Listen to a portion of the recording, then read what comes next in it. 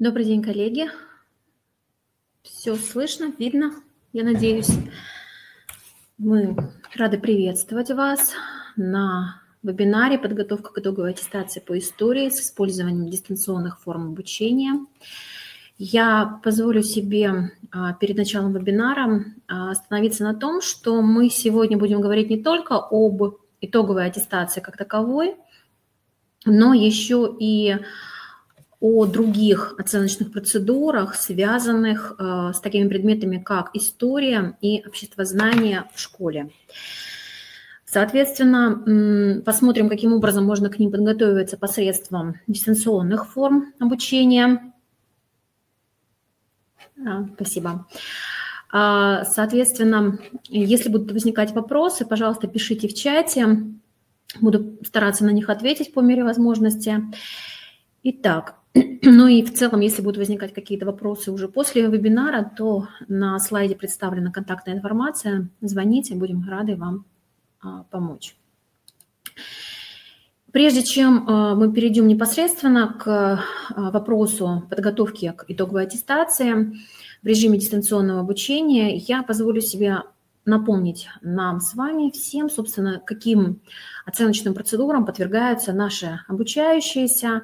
И узнаваемая картинка фактически, да, где мы видим, что наш ребенок, начиная с дошкольного образования и, собственно, заканчивая в том числе и профессиональной деятельности, ну, если мы говорим про систему образования, то с дошкольного образования до среднего и высшего профессионального образования подвергается различным оценочным процедурам. Здесь они все представлены. И сегодня я позволю себе остановиться на 3 оценочных процедурах. Это всероссийские проверочные работы, это государственная итоговая аттестация в рамках 9 класса и государственная итоговая аттестация 11-классников. Какие-то особенности и связанные с этим, может быть, если у вас возникнут вопросы, каким образом подготовить наших детей. Я напоминаю, что еще 7 мая 2018 года Владимир Владимирович Путин поставил перед нами задачу выведения Российской Федерации в число лидеров стран, мировых стран по качеству образования. В том числе качество образования у нас оценивается и при помощи вот этих вот оценочных процедур. Но, к сожалению, на сегодняшний день мы констатируем, что Российская Федерация сейчас занимает первое место по количеству детей, обращающихся к репетиторам при подготовке к итоговой аттестации. И что самое страшное, фактически буквально вот в середине февраля Министерство просвещения Российской Федерации опубликовало данные о том, что возраст детей, обращающихся к репетиторам, ну и родителей, соответственно, детей, обращающихся к репетиторам, становится все младше. То есть уже наши младшие школьники обращаются к репетиторам для того, чтобы успешно усваивать образовательные программы. Кроме того, мы понимаем, что репетиторы на сегодняшний день, вообще, в принципе, да, вот эта вот система репетиторства все чаще и чаще уходит в дистанционный формат. Позволю себе напомнить, что единая система оценки качества общего образования включает в себя достаточно большое количество оценочных процедур, что было представлено на первом слайде. И вы видите, что все результаты по образовательной организации, по региону и по России сводятся, анализируются, формируются управленческие решения, разрабатываются рекомендации и рассылаются по муниципалитетам. Я позволила себе взять слайды с презентации конференции Рособорнадзора. Несколько следующих слайдов. Вы видите, что оценка качества и нормативно-правовая база у них есть определенная для этих процедур, это методология, критерии. Здесь они все представлены, вы можете ими воспользоваться. Я на них более подробно останавливаться не буду, потому что неоднократно эти слайды уже звучали и анализировались.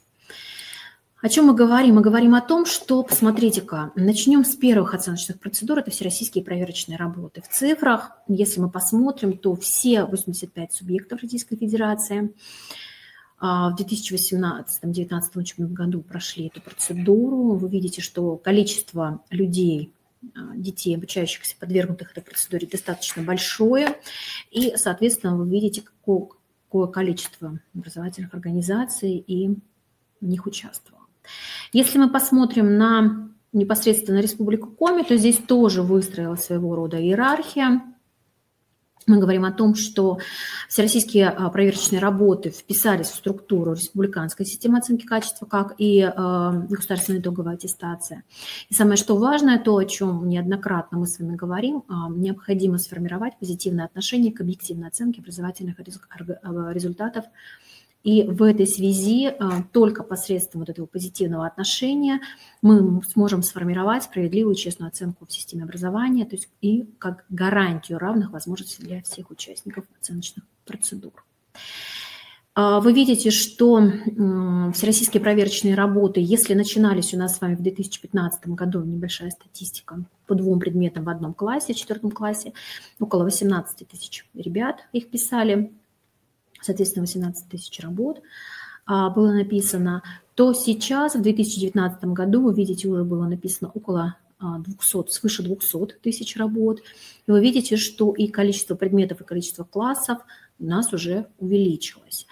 И понятное дело, что если в 2015 году мы писали 4 класс, в 2016 4, 5, и так вот постоянно, то в этом году у нас уже 8 классы, с 4 по 8 классы непрерывно, 10 география, 10-11 классы пишут постоянно. Это коллеги. Вы видите, что, собственно, растет и количество предметов. И если в 4 классе первоначально писались 2 предмета, то сейчас пишется 3 предмета, в том числе добавляется окружающий мир, как такая пропедевтика по нескольким, по ряду предметов. Это и география, и история, и биология. То вы видите, в 5 классе уже 4, в 6 6 предметов, в 7 классе у нас с вами уже 8 предметов, и добавляется иностранный язык. Добавлю, что в 8 классе у нас добавляется еще с вами и химия. Это по итогам 18-19 учебного года.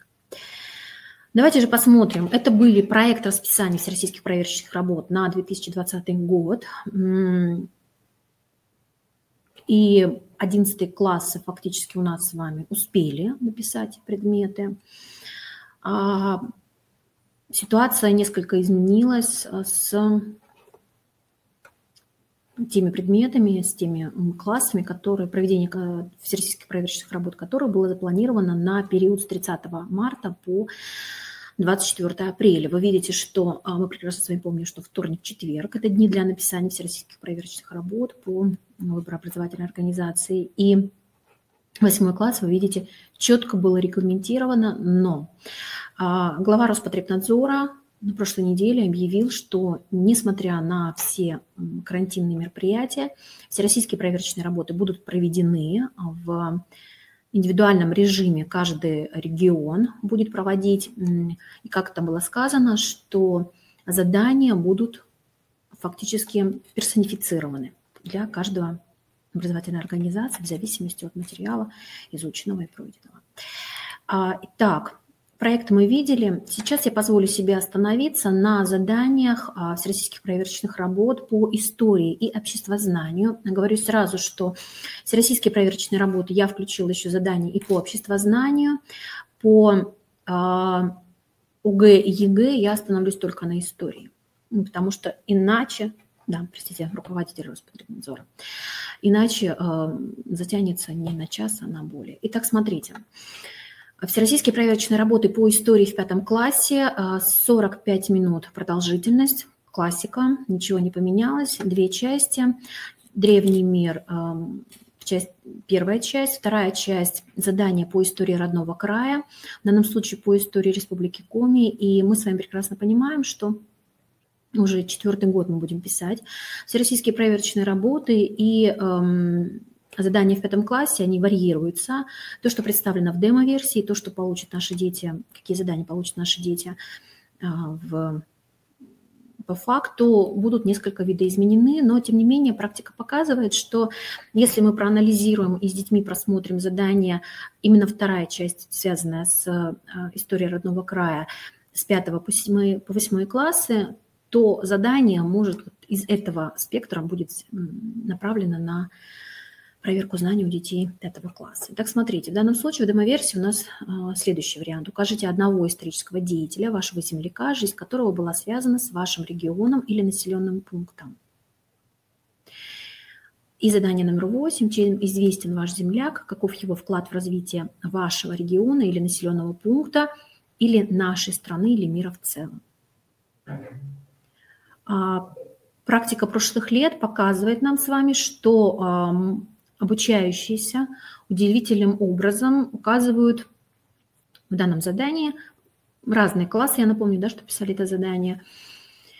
У нас появляется Стефан Пермский как земляк удивительным образом. А другие же дети уходят в следующее. Указывают, были такие случаи, когда указывали имя Владимира Ильича Ленина, когда в данном случае указывается Раиса Сметанина как исторический деятель. И в этой связи, коллеги, я ни в коем случае не уменьшаю вклад перечисленных мной личностей в развитие нашего региона, нашей республики, но тем не менее посмотрите внимательно критерии, обратите внимание детей, кого конкретно у нас с вами просят указать в данном случае. И мы с вами прекрасно помним, что был один год, когда 80% обучающихся у нас написали Игоря Алексеевича Спиридонова как исторического деятеля. И да, действительно засчитали. И вклад, какой вклад? Ответы были разные, но тем не менее в ряде случаев, там, например, открытие гимназии искусств. Вклад. Но тем не менее, коллеги, а каким образом этот вклад повлиял на развитие вашего региона? То есть что конкретно сделала историческая личность для того или иного. Поэтому обращайте, пожалуйста, внимание наших детей. И сейчас у нас есть масса ресурсов, которые позволяют нам с детьми дистанционно заниматься в этой связи. Например, портал «Открытое образование». И собственно, вкладка «Обучающиеся ученики» позволяет детям готовиться в дистанционном режиме, узнавать про выдающихся деятелей Республики Коми и про их вклад в развитие Республики Коми. Кроме того, учебник по истории и культуре народов Коми и различные методические пособия того же Жеребцова Игоря Любомировича, того же Читы Рогачевых, соответственно, они тоже в открытом режиме и в доступном формате они рассказывают детям о исторических личностях и об их вкладе в развитие нашего региона или населенного пункта. Далее, если мы говорим с вами про всероссийские проверочные работы в 6 классе, здесь, посмотрите, на историю уже отводится 60 минут времени. И здесь мы говорим о том, что уже 10 заданий. Первая часть также уже посвящена истории России и истории зарубежных стран, то есть всеобщей истории средних веков. В данном случае мы говорим. И в части 2 предложены задания по истории родного края, опять-таки же, да. Причем, посмотрите, у нас с вами также есть контурная карта, поэтому есть огромное количество ресурсов, позволяющих отработку этих навыков, работы с контурными картами и интерактивные карты. Поэтому, коллеги, обращайте внимание детей, в том числе в российской электронной школе. Большое внимание уделяется работе с картой в рамках каждого занятия, поэтому дети могут им пользоваться. Также интернет-урок позволяет прослеживать различные варианты работы с картой и с контурными картами. И есть масса приложений, в том числе и в смартфонах, которые позволяют работать детям с контурными картами, как с физическими, то есть помогают коллегам-географам, так и с историческими картами, которые помогают нам с вами как историкам. Кроме того, посмотрите, задание 10, здесь разделено на 2 блока. Назовите одно любое историческое событие, явление, процесс, произошедший в вашем регионе. И практика опять-таки же показывает, что здесь дети чаще говорят о Великой Отечественной войне, либо гражданская война, здесь уже гораздо реже. Великая Отечественная война, почему? Потому что сложно привести события, которые связаны с периодом Средневековья для нашей с вами республики, потому что у нас только происходит становление, и границ в том числе, и каких-то самобытных культур и так далее. Поэтому, как правило, связывают с Великой Отечественной войной, потому что помнят ее из курса «Окружающий мир» и начальной школы. И какое значение имело указанное вами событие или процесс для вашего региона или населенного пункта, или нашей страны, или мира в целом. В данном случае, вот в этом задании дети, что не может не радовать, приводят имена, отчества, фамилии людей, которых, наших соотечественников, которые принимали участие в Великой Отечественной войне. И тут опять-таки же большая заслуга учителей начальных классов, потому что именно через предмет «Окружающий мир» они знакомятся с этими деятелями, они знакомятся с этими героями, и у детей откладываются в памяти вот эти моменты. Кроме того, мы прекрасно понимаем, что в этом году у нас с вами 75-летие Великой Победы, и, соответственно, очень большая информационная поддержка на многих ресурсах идет как раз вот к этому событию. Поэтому, коллеги, собственно, у детей, скорее всего, вот с этим событием будет связано. Кроме того, у нас есть масса событий, явлений, процессов, причем обратите особое внимание, что детям, обучающимся с 6 классов, достаточно сложно развести вот эти 3 понятия: события, то есть явление или процесс. Что такое явление, что такое процесс, надо детям объяснить, в чем разница. И, пожалуйста, проработайте вот этот понятийный аппарат. Понятно, что в рамках курса обществознания мы говорим об этом, но, тем не менее, у детей вот сложно формируются эти понятия, поэтому остановите внимание, пожалуйста, еще и на этом. Итак, кроме того, если мы говорим, видите, здесь не привязано конкретно к датам, к явлениям, не привязано к периоду в истории, то есть, например, средневековье, там, раннее, позднее, неважно. Но, тем не менее, то есть мы можем в целом выбрать из всего курса истории. Кроме того, мы говорим о том, что здесь же некоторые люди, некоторые ребята, обучающихся с сыктывкарских школ, приводили пример. Это постройка лесопромышленного комплекса. Явление, почему нет? Значение, собственно, опять-таки же сложно переоценить. В данном случае очень желательно, чтобы дети не сводили вот это явление к какому-то конкретному, знаете, такому местничкому. Ну, то есть там, например, не знаю, открытие филиала чего-нибудь в населенном пункте. Хотя если вы сможете показать значение этого для российской истории, было бы здорово. Ну, по обществознанию в данном случае мы говорим о том, что 45 минут, 8 заданий. В данном случае, как и в 6 и в 7 классе, будут рассматриваться различные аспекты содержания базовых социальных ролей: гражданин, потребитель, труженик, член семьи, ну и межличностные отношения, особенности поведения человека в современной информационной среде. И в данном случае, мне кажется, опять-таки же важно обратить внимание детей на пути поиска информации и на отбор информации, потому что, вспомните, задания такого плана, там, как правильно подобрать информацию, они тоже будут, соотнесение информационных потоков, это тоже будет. Поэтому обратите внимание. Ну и у нас есть различные сайты, например, Решу ВПР, где ребенок либо с помощью родителей, либо самостоятельно может прорешать те или иные задания. Система ему выдаст правильные ответы, система направит его там на выявит какие-то затруднения, и, соответственно, ребенок сможет самостоятельно, даже в ряде случаев без помощи учителя, подготовиться, прорешать тесты и так далее, смотреть. Поэтому это тоже очень хорошо, и этот ресурс, его использовать надо, потому что коллеги, дети, например, в прошлом году говорили о том, что, ой, Наталья Николаевна, мы тут прорешивали буквально вот вчера, да, и вот мне это задание попалось вот сегодня. Поэтому банк заданий, он открыт, он пополняется, и пополняется регулярно, поэтому то, что ребята будут смотреть, это тоже очень здорово. Далее, вот он пример, смотрите, ответы в 6 классе, явление, процесс, населенный пункт страны в целом, мира в целом.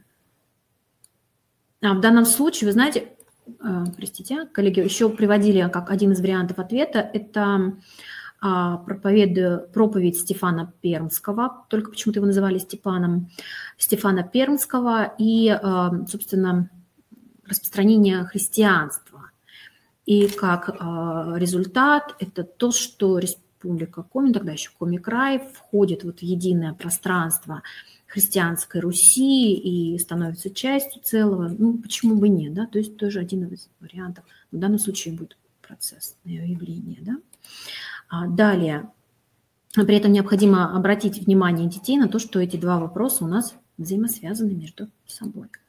Далее, 7 класс, история обществознания. История также 60 минут. Обществознание, в принципе, мало чем отличается, только уже 9 заданий, краткие ответы, развернутые ответы. Нужно посмотреть. Тематика задания та же самая. В данном случае по истории 7 класс уже 12 заданий. Мы с вами с этим сталкивались в прошлом году. Давайте посмотрим, каковы задания, связанные. Здесь будет две сложности. Первая сложность – то, что ребенок, и в прошлом году этого не было, в том, что ребенок должен выбрать в задании 10-11 одну из моделей. Либо модель первая, либо модель вторая. Коллеги, мы с вами прекрасно помним, и анализ прошлого года, работ прошлого года нам показал, что наши дети, к сожалению, свою читательскую грамотность проявляют не на все 100%, если сказать очень корректно. И при этом были случаи, когда в других классах, не в 7 классе и так далее, то есть дети невнимательно читали и выполняли, например, задание 10 по первой модели, а задание 11 по второй модели. Поэтому обучающемуся нужно объяснить, чтобы он еще раз, чтобы он внимательно читал задание. И если он выбирает модель 1, то он выполняет задание 10-11 по модели номер 1. Если модель 2, то, соответственно, 10-11 задание по модели 2. Какую он выберет, тут уже, собственно, ребенку. И кроме того, в модели 1 ребенок должен выбрать одно из событий либо процессов. И вот эту буковка должна быть одна и та же. Коллеги, мы с вами прекрасно помним, что ни в 5, ни в 6 классе нет 100% детей, которые выполнили бы все там вот блок. Там, помните, у нас есть 4 задания, которые выполняются по одной только стране. Детки прыгали. То есть вот задание 1 я знаю вот по Греции, я выполняю по Греции. Задание 2 я знаю, например, по Риму, я выполняю по Риму и так далее. Какие только задания мы с вами не выполняли. То есть мы могли все 4 задания выполнить по разным 4 странам. Поэтому из раза в раз, еще раз объясняем детям, что это должна быть одна и та же страна. И здесь в 7 классе также 10-11 задание выполняется по одной и той же стране. Еще раз обращаем на это внимание. Потому что дети, они дети, стрессовая ситуация, написание всероссийских проверочных работ. Поэтому еще раз очень важно, чтобы дети прорешивали в онлайн-режиме большое количество тестов, чтобы они нарабатывали вот эту возможность, этот навык, что тоже им поможет. Итак, выбрали они модель 1 или модель 2, выполнили задание 10-11, все здорово, переходим к 12 заданию. И здесь у нас, собственно говоря, появляется задание, на которое мы не ориентировали наших детей ранее. В 7 классе мы такие навыки у детей не отрабатывали, лишь элементы навыков. Напишите небольшой рассказ на тему. В рамках предмета история мы с вами раньше, повторю, не отрабатывали такие навыки, поэтому, коллеги, перед вами стоит колоссальная задача фактически научить детей. Я напоминаю, что аналогичное задание, а мы видим дальше в рассказе необходимо указать не менее 2 названий, характеризовать связь этих названий и исторических событий деятельностью исторического лица или личности. В данном случае я напоминаю, что это задание по типу ЕГЭ 11 класса. ОГЭ аналогичное задание не включало в себя ранее, теперь включает, но об этом чуть позже. Поэтому, коллеги, очень внимательно нужно объяснить детям, каким образом написать это сочинение, рассказ, и каким образом связать вот эти события, явления между собой. И самое, что интересно, охарактеризовать связь этих названий с историческим событием. Очень внимательно и опять-таки же если ребенок несколько раз пропишет какие-то несколько вариантов вот этого задания, встретившись в ходе всероссийских проверочных работ с аналогичным заданием, у него не возникнет сложности, поэтому, коллеги, пожалуйста, обращайте внимание детей. Далее. История 7 класс, история 8 класс, тут уже все интереснее. Это то, что мы с вами будем проводить в первый раз. 8 класс у нас раньше не писали, я напоминаю. Обществознание, тут тоже, собственно, те же самые социальные роли, те же самые 10 заданий, 45 минут. То есть обществознание не усложняется, усложняется несколько содержание, то есть оно соответствует возрасту, ну, те же самые социальные роли, межличностные отношения, то есть все те же самые темы, которые мы изучаем, начиная с 5 класса. 5, если есть, 6 во всех школах. Итак, что же касается истории, 90 минут, то есть 2 урока, уже 13 заданий, 7 класс 12. Тут уже история России, история зарубежных стран, история нового времени. И задание 13 несколько перекликается с 12 заданием в 7 классе. Ребенок должен написать небольшой рассказ на тему истории нашей страны в событиях моего региона. И посмотрите, в данном случае мы говорим о том, что ребенок, ему необходимо указать не менее 2 событий, произошедших в регионе, и охарактеризовать связь этих событий с историческими процессами, событиями, происходящими в нашей стране. И я боюсь, что, опять-таки же, у нас здесь, если мы посмотрим на само задание, его нет, простите,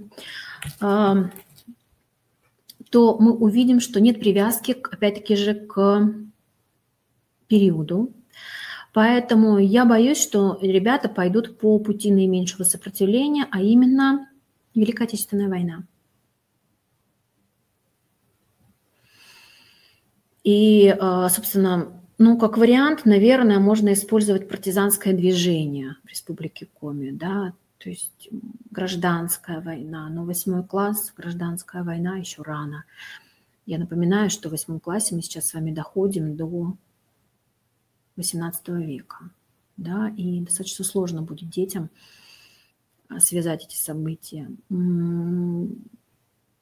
Крепостное право, но навряд ли им это будет достаточно сложно, опять-таки же, да, то есть становление крепостного права в Республике Коми, в Коми-крае. Поэтому, коллеги, тут опять сложности, я говорю, и опасения, скорее всего, вот как раз-таки говорят о том, что мы обратимся с вами к Великой Отечественной войне. И в данном случае это будет достаточно сложно показать, потому что Великая Отечественная война – это событие, то есть явление, которое охватило всю страну, и вот делить ее на регионы как-то будет достаточно сложно. И как мы покажем с вами связь этих событий с историческим процессом, происходящим в нашей стране, что республика, ну, Коми-край, точнее, простите, не остался в стороне. Ну, коллеги, тут надо внимательно подумать, в первую очередь вам, и направлять детей, да, на вот эти особенности. Если знаете, то делитесь в комментариях, потому что есть и молодые коллеги, у которых, я так подозреваю, будут сложности с формированием вот этих ответов на эти задания. Тем не менее, есть комментарии, их можно посмотреть. Ну и для того, чтобы посмотреть уровень заданий, коллеги, предлагаю перейти к заданиям по истории 11 класса. Я напоминаю, что историю 11 класс пишут только дети, обучающиеся, которые не выбрали историю как основной экзамен.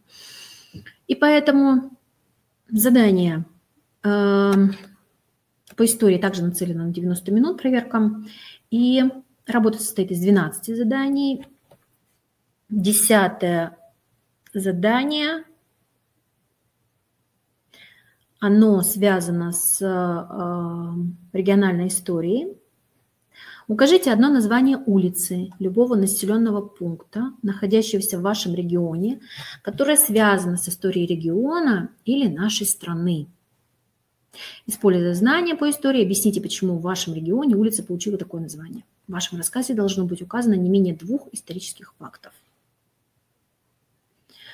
Одно название улицы, коллеги из личного опыта. Ребенок написал улицу Ленина. Это был 6 класс. Написали улицу Ленина с историей региона или нашей страны. И ответ ребенка, как связано с историей нашей страны, было написано, что Ленина очень любили и уважали в Республике Коми, потому что он освободил нашу страну. Дословная цитата. Поэтому главная улица города носит имя этого выдающегося партийного деятеля. Это дословная цитата. Ну, наверное, здесь историки оценили данную историческую шутку, я бы так сказала. Но, тем не менее, коллеги, в любом случае, даже в городе Сыктывкаре у нас есть улицы, которые, например, улица Морозова, связанная с Иваном Павловичем, да, названная в его честь. У нас есть улица Громова, Горького, собственно, и много-много-много других улиц, носящих имена достойных людей, которые оставили вклад в истории и нашей республики, и России в целом. Поэтому просто нужно обращать внимание детей на вот эти вот этимологию происхождения того или иного названия той или иной улицы. Поэтому, ну и вы видите, что при этом, если правильно указано название улицы любого населенного пункта, находящегося в регионе, то ставится 1 балл из 3. Ну и задание 11-12, как в 7 классе, это, собственно, ребенок должен, учащийся 11 класса, должен выбрать либо модель 1, либо модель 2, ну и выполнять задание, исходя из вот этой модели. В этой связи хочется отметить еще раз, что есть различные сайты, например, Решу ЕГЭ, Решу ВПР, которые позволяют обучающимся подготовиться к оценочным процедурам и, соответственно, не возникает сложностей. Кроме того, есть онлайн-решебники, которые позволяют деткам подготовиться. И даже мы говорим о том, что подготовиться к ВПР в рамках урока достаточно проблематично, потому что некоторые задания выходят за рамки курса, и, соответственно, в этой связи мы говорим о том, что необходимо как раз-таки готовиться дистанционно. Теперь, собственно, мы посмотрим с вами, каким образом происходит, какие изменения произошли в проведении в оценочных процедурах единого государственного экзамена и ОГЭ 2020 года по истории. Я напомню, по истории. В этой связи, коллеги, я уже говорила на предыдущих вебинарах, что с 17 по 19 февраля в Москве проходила Всероссийская конференция по истории, которую организовало издательство «Просвещение». В рамках этой конференции перед нами выступали выдающиеся, не побоюсь этого слова, историки. Мне посчастливилось услышать из первых уст и Данилова, и Саракатсюпа. Это люди, напоминаю, да, для историков не возникнет вопросов. Это люди, которые разработчики не только учебно-методических комплексов, но и кандидаты, доктора наук, которые сделали внесли колоссальный вклад в развитие системы преподавания истории в нашей с вами стране. Поэтому и перед нами выступал заместитель руководителя комиссии по разработке контрольно-измерительных материалов, используемых при проведении государственной итоговой аттестации по образовательным программам основного и среднего общего образования по истории, Артасов. И некоторую информацию, которую он довел до нас, я позволю себе сейчас вам озвучить. Так, например, я напоминаю, что изменился критериальный показатель оценки сочинения по истории. Вы видите, что теперь максимальный балл стал 12. Мы теперь позволяем, ребенку позволяется допускать ошибки в историческом сочинении. То есть допущена одна фактическая ошибка, он получает 2 балла. Допущено 2 фактические ошибки, он получает 1 балл. Нет, значит 0 балл. 3 более 0 баллов. И форма изложения. 1 балл по критерию К7 может быть выставлен только в случае, если по критериям К1, К4 выставлена в сумме не менее 5 баллов. То есть вот К7 он так и остается с учетом, собственно, критериев К1, К4. Ну и, собственно, вот эта вот приписка добавилась, что вот в случае, если К6 оценивается только в случае, если по критериям К1, К4 выставлено в сумме не менее 5 баллов. Далее. Модель ЕГЭ, да, укажите название периода истории СССР, о событиях которого идет речь в данном отрывке, укажите руководителя СССР в этот период, укажите исторического деятеля, о смерти которого идет речь в отрывке. Здесь мы говорим о том, что период перестройка, видите, опять-таки же разбаловка изменилась, руководитель СССР Михаил Сергеевич Горбачев, исторический деятель Сахаров. Каждый элемент может быть засчитан только при условии отсутствия неверных позиций наряду с верной. Посмотрите, то есть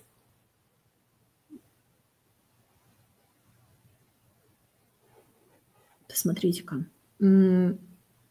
если один из показателей указан неверно, то, соответственно, 2 других не могут быть засчитаны как верные. Раньше у нас такого с вами критерия, пояснения, комментария не было.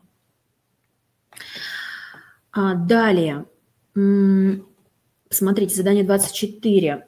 По историческим вопросам высказываются различные, часто противоречивые точки зрения. Ниже приведено одно из противоречивых точек зрения. И аргументы в подтверждении, и аргументы в опровержении. Я напоминаю, и сейчас, секундочку, я посмотрю. Посмотрите, действительно, в результате проведения Петром I податной реформы, введения паспортной системы для крестьян в России произошло усиление крепостничества, которое мешало дальнейшему развитию экономики страны. В этой связи мы говорим о том, что... Секундочку. Посмотрите, непонятно, это приведено в аргумент в подтверждении, либо аргумент в опровержении. И я напоминаю, что один и тот же аргумент не может идти и в подтверждении, и в опровержении. То есть понятно, что у любого исторического явления, события есть, можно рассматривать с 2 разных сторон. Поэтому если мы этот аргумент использовали в опровержении, тогда мы его оставляем там. Если, ну, то есть там, например, или в результате проведения Петром I податной реформы, введения паспортной системы для крестьян в России произошло усиление крепостничества, которое замедлило становление капиталистического производства, препятствовало складыванию рынка свободной рабочей силы, без чего дальнейшее усиление развития экономики было затруднено. То есть это в подтверждении, это в опровержении. Коллеги, поэтому очень внимательно посмотрите, что наши дети используют, каким образом. И в любом случае должны быть подтверждения, должны быть, эти аргументы должны быть очень хорошо раскрыты и, собственно говоря, персонифицированы. Далее, посмотрите, 25-е задание. Необходимо написать историческое сочинение об одном из периодов истории России. Здесь таки помните, да, что указать не менее 2 значимых событий, явлений, процессов. Вспоминаем ВПР 7 класс, относящихся к данному периоду истории, и 8 тоже. Называть 2 исторические личности и, используя знание исторических фактов, охарактеризовать роли названных. При характеристике роли каждой названной вами личности необходимо указать конкретные действия этой личности, в значительной степени повлиявшие на ход или результат указанных событий, процессов, явлений. Указать не менее 2 причинно-следственных связей, характеризующих причины возникновения событий, явлений, процессов, происходящих в данный период. И, используя знание исторических фактов, мнение историков, оцените влияние событий, явлений, процессов данного периода на дальнейшую историю России. И вы видите, что, в принципе, это уже у нас с вами было. В ходе изложения необходимо корректно использовать исторические термины, понятия, относящиеся к данному периоду. В данном случае я напоминаю, что вот то, что выделено. У нас с вами раньше такого пояснения не было. Сейчас оно добавилось. Ну и вы видите, что указано, и, собственно, как все это происходило.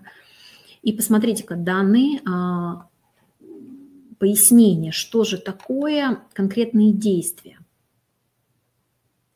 Осмысленные волевые усилия, которые всегда носят единичный характер и выражают в непосредственной проявлении личной активности историческим деятелям, причем под действием в истории мы понимаем именно исторические социальные действия, а не, например, биологические процессы. И вот это нужно нашим детям донести. Смотрите-ка, типичные ошибки. Кутузов командовал русской армией в ходе Отечественной войны 1812 года, и в этом состоялась его роль в победе в данной войне. Роль Александра Невского в отпоре завоевателям, совершившим в XIII веке нашествие на русские земли северо-запада, состоит в том, что он одержал победу в Невской битве и Ледовом побоище.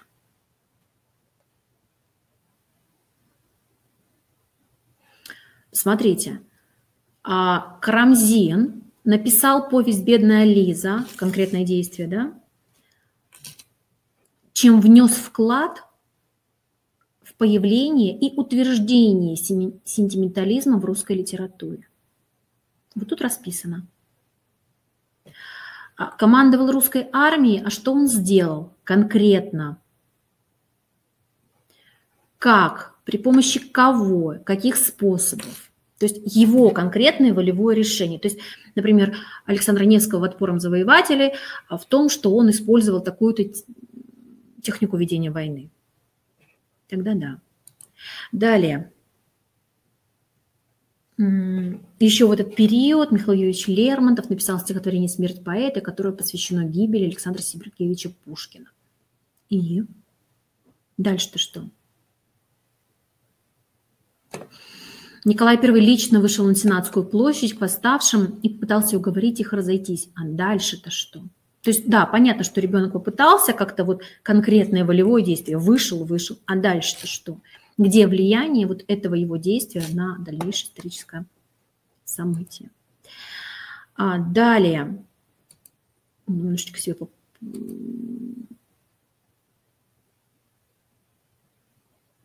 секунду, немножечко мы подвисли.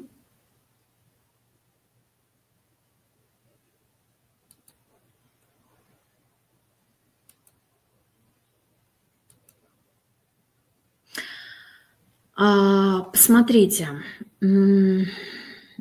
фактически 17-18 задание мы видим, что оно связано непосредственно с изображением. И все больше и больше будет у нас с вами появляться изображений в текстах. Мы понимаем, мы уже к этому, в общем-то, привыкли. Сравните политическое развитие СССР в период руководства страной Брежнева и в период руководства страной Горбачева. Сформулируйте две общие характеристики. Такое мы с вами, помните, раньше давно делали, но в последние годы мы от этого отказываемся.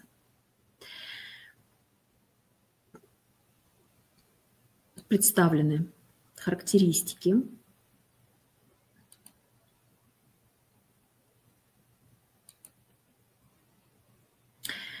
Какие произошли изменения в ОГЭ? У нас появилось с вами новое задание, которое достаточно сложное для на мой взгляд, девятиклассников. Посмотрите, прочитайте 4 предложения, 2 из них являются тезисами, положения, которые требуют аргументировать. Другие 2 содержат факты, которые могут послужить для аргументации этих тезисов. Подберите для каждого из тезисов соответствующий ему факт, номера соответствующих предложений запишите в таблицу. То есть в данном случае мы говорим о том, что ребенок должен понимать. Помните, у нас с вами в 9 и в 11 классе в итоговой аттестации по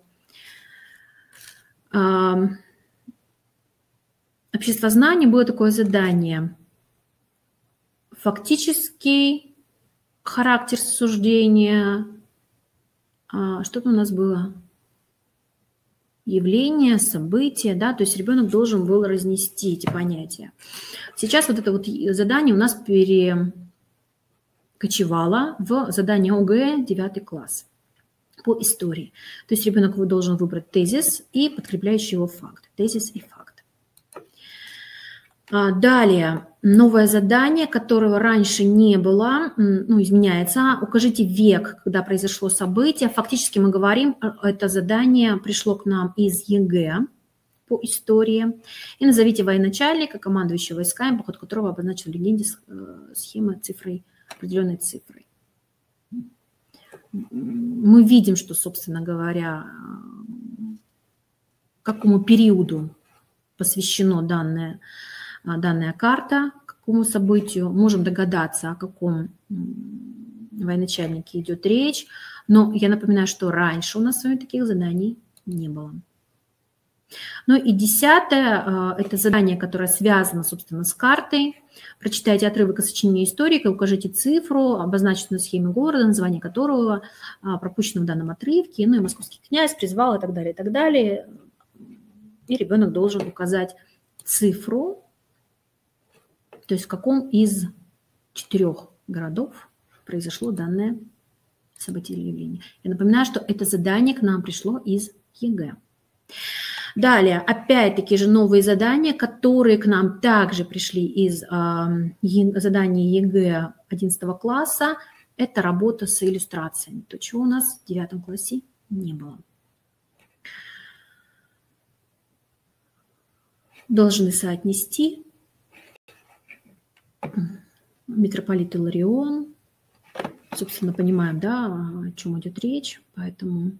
Но я напоминаю, что мы с детьми в 9 классе это не отрабатывали.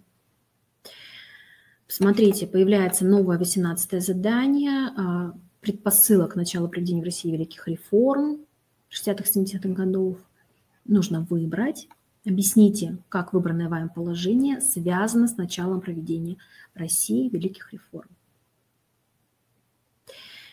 Соответственно, дан правильный ответ и верное объяснение 2 балла, дан правильный ответ, объяснение не дано 1 балл, или дан правильный ответ, объяснение дано неверно, тоже 1 балл, то есть еще очень даже лояльно. И вот это задание, которое... Ирина, попробуйте перезапуститься, и сложности должны исчезнуть, если коллеги, все остальные меня слышат. Надеюсь, что да. Коллеги, вот это задание, оно вызовет наибольшие сложности у наших обучающихся, это прогнозируемо, потому что... И сейчас скажу, какие сложности.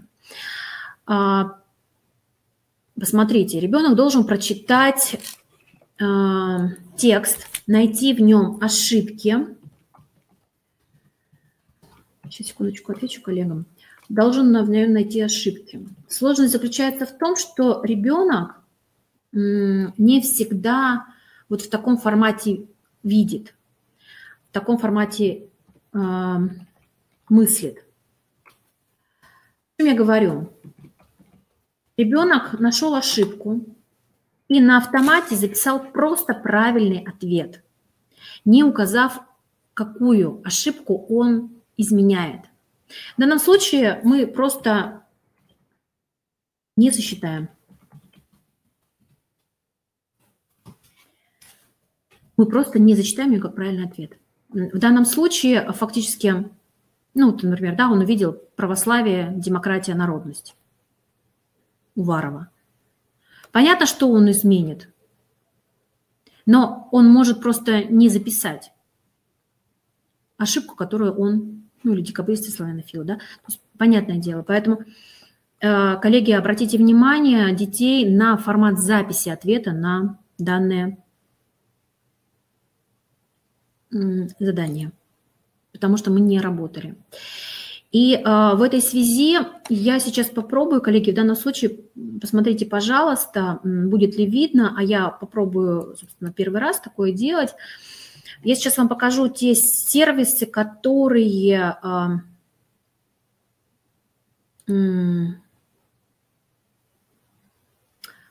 помогают нам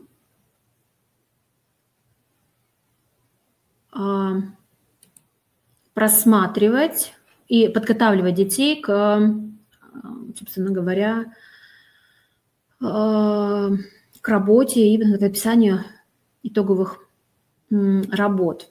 Во-первых, это, конечно же, Яндекс.Репетитор. Без него никак. Коллеги, видно, не видно?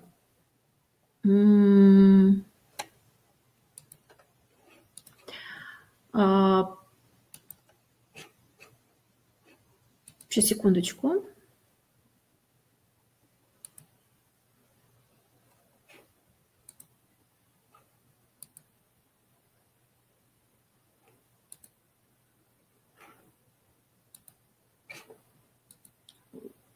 Коллеги, видно мой рабочий стол, нет?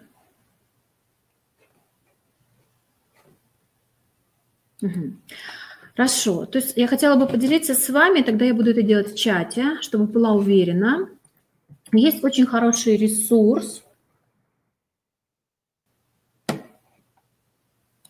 Есть очень хороший ресурс, который позволяет нам с вами подготовиться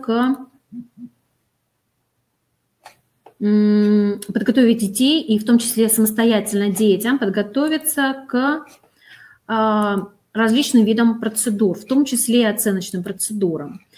Ссылочку я вам отправила, попробуйте, пройдите по ней, пожалуйста. Этот ресурс открылся для нас с вами недавно, буквально с пятницы. Он стал доступен и бесплатен для нас с вами. Мы говорим о том, что здесь представлены инструктивно-методические материалы и представлены, тут можно посмотреть, педагогам, родителям, услуги.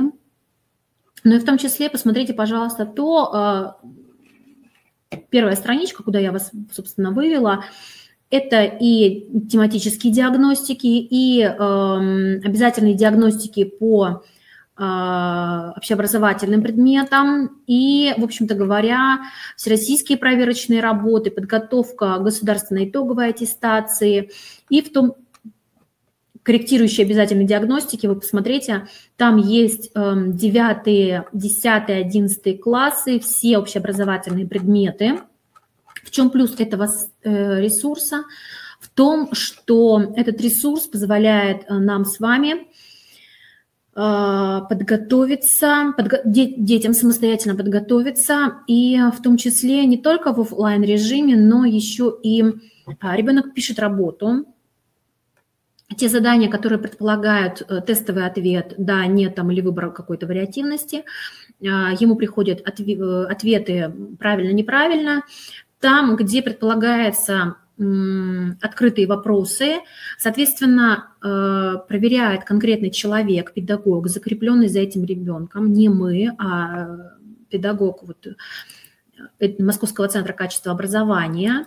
И, соответственно, после этого назначается репетитор за каждым конкретным ребенком. И это все здорово, потому что действительно система работает, и система работает на отработку именно тех элементов, которые западают у нашего ребенка. Далее. Эта система, я повторю, недавно открыла для нас в связи с карантином, она стала доступна, и возможно ее использование для подготовки наших детей. Ну, кроме того, коллеги, никто не отменял материалы Федерального института педагогических измерений. Я также себе позволю ссылочку в чате вам отправить, потому что не совсем понимаю, все ли работает. Вот этот наш с вами Федеральный институт педагогических измерений. Также есть Яндекс.Репетитор, где ребенок может попробовать себя по различным предметам, проверить свои знания, и точно так же будет проводиться проверка его умений. Также это бесплатный ресурс. Кроме того, есть доступный формат, который называется 1С образование 5.школа. Там необходима, конечно, регистрация, но тем не менее, коллеги, можно им воспользоваться. И кроме того, также мы с вами можем создавать,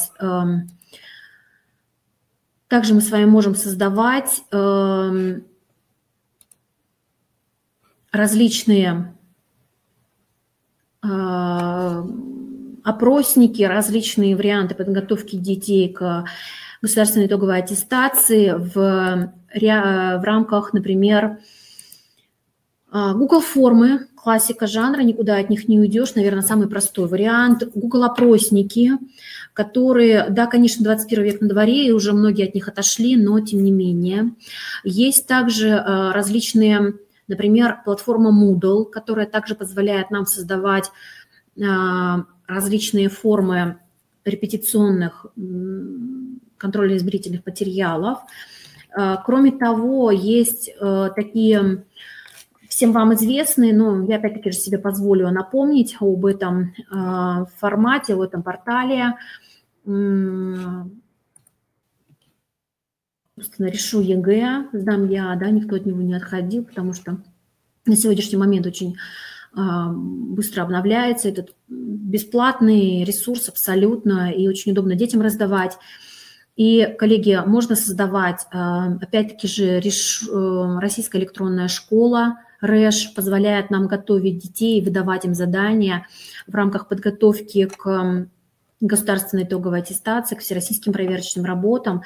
Поэтому возможности безграничные, и масса дополнительных ресурсов на сегодняшний момент появляется в связи вот со сложившейся ситуацией. Поэтому, ну вот, те инструменты, которыми я владею, пользуюсь и, с моей точки зрения, достаточно успешно пользуюсь, они, в принципе, показали себя, зарекомендовали себя как работающие. Поэтому вот то, чем могла, поделилась. Если вы знаете какие-то еще ресурсы, которые бесплатные, которые позволяют детям подготовиться, я не беру, собственно говоря, ресурсы, которые там, на которых размещены методические материалы. Есть масса полезных ссылок, которые позволяют подготовиться, там Humanitarus, например, да, который помогает подготовиться детям по обществознанию в рамках там сформулированной темы, сжато, емко по всем основным блокам. Кроме того, вы знаете, что сейчас очень многие коллеги перешли в режим онлайн-трансляции на Ютубе как таковом. Есть педагоги, которые делятся со своими коллегами материалами, разбором конкретных заданий. Кроме того, на сайте Федерального института педагогических измерений регулярно появляются разборы отдельных заданий. Также на сайте, который я вам первым порекомендовала, Московский центр качества образования, наши московские коллеги делятся с нами разбором заданий, конкретных заданий, какие сложности вызывают.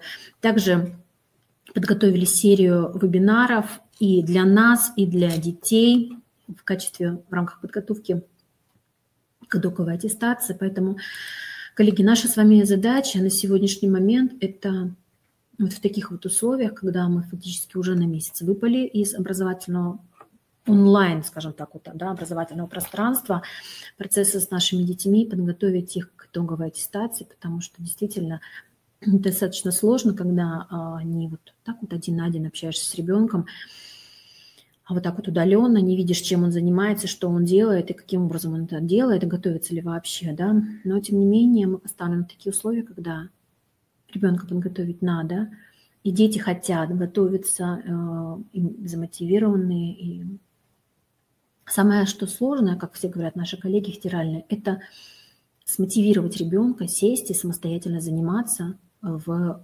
офлайн-режиме или в онлайн-режиме, чтобы он нашел время. И это должна быть мотивация в первую очередь внутренняя. Внешняя, понятно, там родители пнули там, да, или заставили, постояли сверху. Но, тем не менее, внутренняя мотивация ребенка – учить, изучать, познавать, не останавливаться на достигнутом. Поэтому,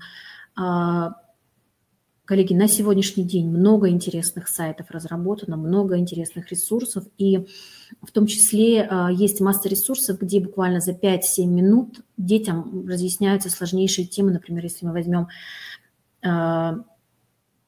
обществознание, экономика, право, политика, Конституция, то есть, да, вот эти вот темы, которые за 5-7 минут четко, понятно объяснены. Так, например, есть колоссально хороший, и вы с ним уже знакомы, наверное, интернет-урок. Ресурс, который за 4-5 минуток объясняет ребенку достаточно сложные темы. Опять-таки же в этой связи рекомендую вам, особенно по обществознанию, очень критично подойти к этому ресурсу, потому что вот там есть некоторые вопросы по содержанию. А вот если мы говорим про историю, интернет-ресурс, интернет-урок, то фактически очень много интересной, полезной информации. И РЭШ, Российская электронная школа, нам тоже в помощь. Кроме того, коллеги, еще раз повторяю, что на сайте Института развития образования создана вкладка «Методическая помощь по организации дистанционного обучения». Я знаю, что наши коллеги Республиканское методическое объединение учителей истории обществознания, это и Нина Евировна, и Любовь Анатольевна, провели уже серию вебинаров по дистанционному обучению. И в сложившейся ситуации, я так понимаю, что мы будем продолжать эту работу, и поэтому, коллеги, милости просим на сайт Института развития образования. Если будут возникать вопросы, пожалуйста, задавайте их. В сложившейся ситуации телефон переведен в режим, когда мы с вами отвечаем фактически и с личного телефона, поэтому контактная информация представлена. Звоните, спрашивайте. Надеюсь, что информация была для вас полезна. В такой вот сжатые сроки, в сжатом режиме я попыталась донести до вас основное. Ну и следите за новостной лентой Института развития образования. Как только будут появляться какие-то новые задачи, будут перед нами ставиться, мы будем стараться на них отвечать и готовить совместно с вами мероприятия. На этом я прощаюсь. Если сейчас коллеги еще пишут, вопросов больше не будет, то я буду завершать. Пожалуйста. Всего доброго. До свидания.